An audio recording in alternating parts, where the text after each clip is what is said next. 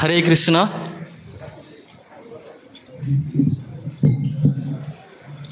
प्रथमतः नूतन भाव किसी दिन पूर्व मु दीक्षा ग्रहण करछि तो से मो पाखे किसी योग्यता ना यथा साधु वैष्णव कृपारू आज सौभाग्यर कथा मते किसी गुरु महाराज विषय कहवाई जो सुजोग मिली से निज गोटे भाग्यवान मन करुच्ची। गुरु महाराज गुण असीम अनंत किबा शयने किबा सपने किबा जागरणे सबुले जी कृष्णकर पितार्थे निजर जीवन को उत्सर्ग करिसेंती। किबा शयने आपण मैंने देखिथिबे किछि दिन पूर्वर गोटे वीडियो आसीथिला निद्रारे मध्य सी शयन अवस्था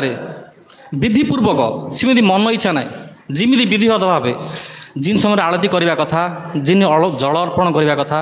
आलड़ चामल अर्पण करने कथा से विधिपूर्वक ही सेवा करुले शयन अवस्था। तो चिंता करूँ आमर कौन से भाव को आम पहुँचीचे यहाँ हूँ से गुरुंकर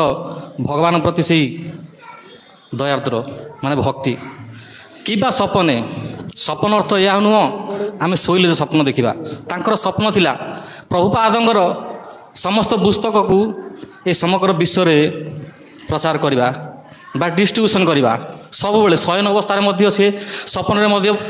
प्रभुपादंकर से पुस्तक बाणी समग्र विश्व पहुँचाई सब चेष्टित थे। किबा जागरणे अर्थात से चेतना अवस्था जितेबाला से जाग्रत अवस्था थे आपड़ देखिपे कि समय पूर्वर ये आमर दृश्यमान होता डेटी पूजा करती सी निजर स्वतंत्र विग्रह थिला से निताय गौरींगर शरीर एत सक्षम नथिले शारीरिक संबल नथिले से दी घंटा 3 घंटा भगवान सेवारे निजक नियोजित करते। सतरे कौन आमर से भाव अच्छी भगवान सेवा करियार तो से होउछिन आमर आदर्श। से जहाँ सब एत करुँच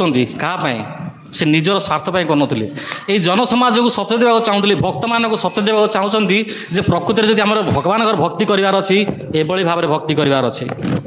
तो तांकर गोटे आ गोटे छोटिया गोटे किछि दिन पूर्व मु भक्त मानकर से वीडियो माध्यम जे आसूला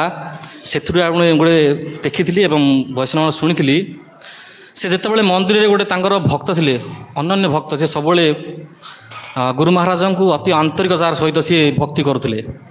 हेले से शिष्य जितेबाला से प्रिच करा जाइथिले तांको जणे खुशी आनंदित होकर गोटे वस्त्र बा गोटे साल गोटे जोड़ा कहते आम ओडिया भाषा साल गोटे देइथिले से सालटा अति सुंदर थिला माने निखुण भाव से कार्यकारी होता माने कराइथिले गोटे हस्तशिल्प जणे तांको करी शिष्य को देइथिले हेले शिष्य तो सब प्रभु माने गुरुंकर